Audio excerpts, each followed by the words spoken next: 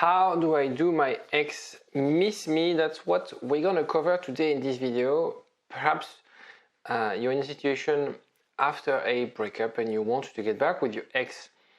If only you could get your ex to miss you, things will be easier, right? And this is what we're gonna discuss in this video. I'm gonna share with you practical tips, things you could be doing today, and that will really make a difference and really impact your ex and obviously increase your chance of getting back together. I'll explain everything after the jingle. IGetMyExBack.com. Everyone deserves a second chance.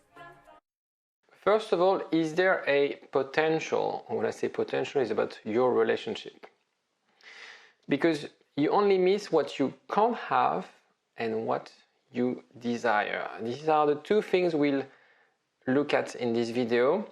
So how strong was your relationship? Was it unique? Was it meaningful?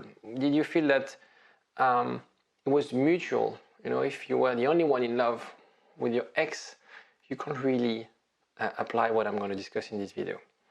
The other element, very important, is how bad was the breakup? What happened after the breakup? How have you been since you guys broke up? Have you been too clingy, too needy? Did you make any harm in the relationship after the breakup? There's one way for you to assess this before we move on, is to take a quiz that I put together to determine if you have any chance, as simply as that, if you have any chance to get back with your ex. The link is in the description. It takes 2 minutes and it gives you a score telling you the likelihood of you getting back with your ex. Most people, they can't recover their ex. So if you're part of the minority of people who have a score above 15, this is good. You can continue watching this video.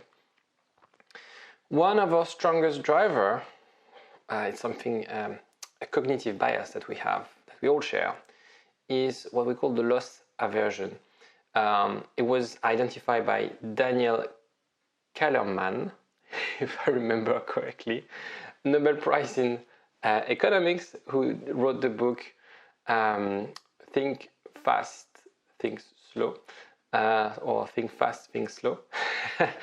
And he described that, there's a famous study about this, that the fear of loss is twice as powerful as the joy of gaining something. So you will spend way more energy to try to rescue something versus to earn something. Okay?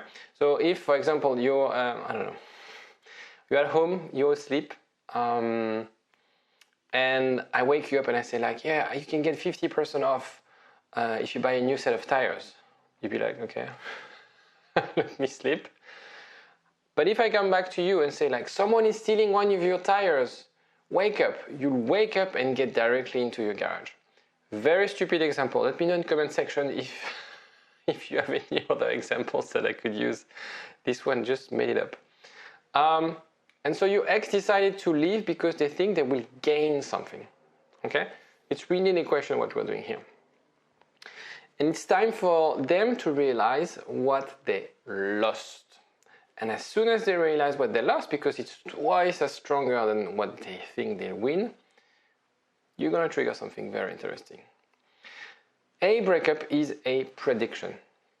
Your ex thought of something, analyzed things, and decided that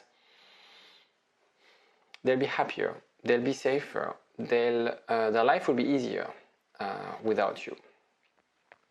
The problem with predictions is that they are often wrong, and we rarely admit that we are wrong. So, of course, when you try to get back with the ex, the problem with relationship recovery is because people really spend a lot of effort trying to show that they made the right decision. So don't get discouraged along the way. But what you have to do is that because your ex thought you could change, you couldn't change. Your ex thought you couldn't understand them, that you couldn't do the work. It's time to prove them wrong, right? They made this prediction, and the outcome of this prediction, you have a say. You can influence that prediction, right? It's not like they predict whether it's going to be sunny or raining tomorrow. The prediction is whether you and them is possible. You and them can be something meaningful. you and your ex, they thought for some reason that it's over, it won't work. Prove them wrong. Prove them that this prediction is wrong. So now, should we push to show that prediction is wrong, or should we pull? The temptation, and what you've probably tried before, is to push. Because we want to have that feeling of control. I want to shake my ex. I want to show my ex. I want to write them a letter. I want to express my love. I want to tell them how empty my life is without them. The problem when you try to push it, you can become very clingy and needy, and that doesn't work. That doesn't make you an attractive person. The other aspect of pushing, is what I describe in this video, is when you try to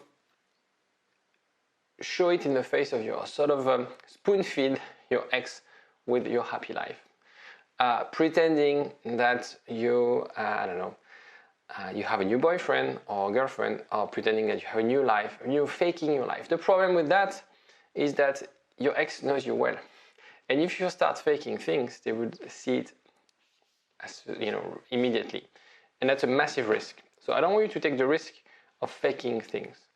The idea is to focus only on self-growth. You don't care about the reaction. If you trust that what you're doing makes you a better person, you don't care about their reaction, right? You have to trust the process.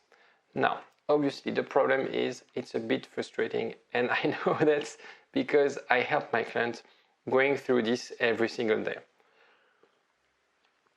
It's like when I made this video, it's exactly like working out.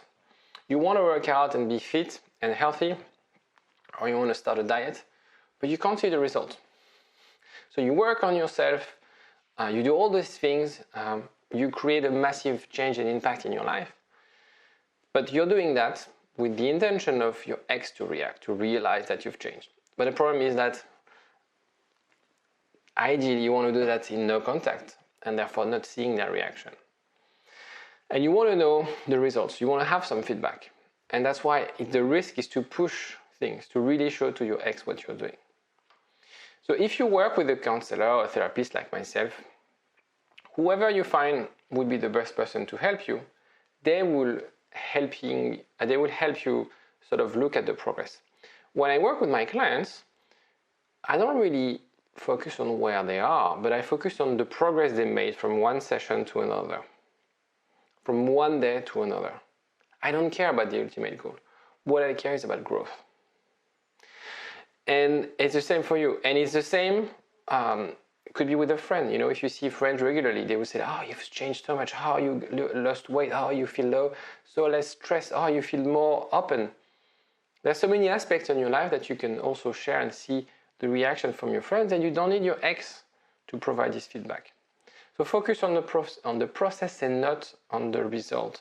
And find the support, the resources to help you go through this. Because I know it's frustrating. I know we want to see results.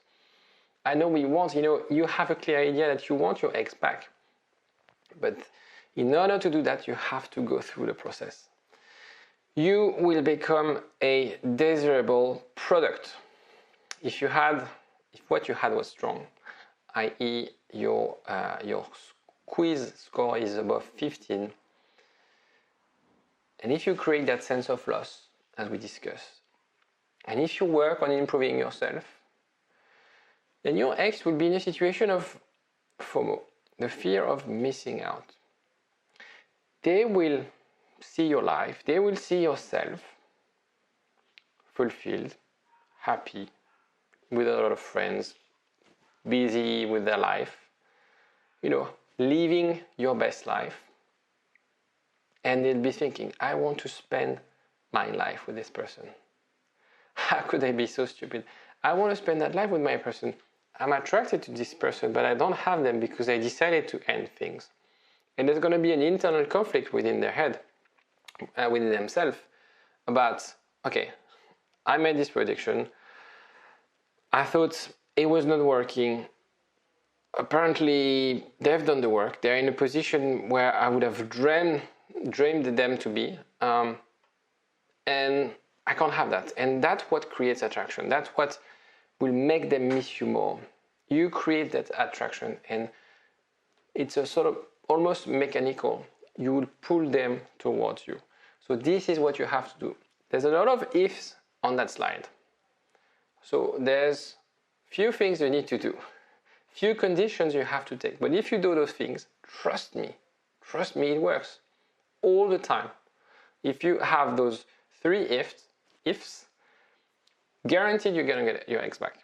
Guaranteed, because there's no way they will say no. No way, right? If you have any question, any comment, don't hesitate. You can also like the video. I always forget to say this.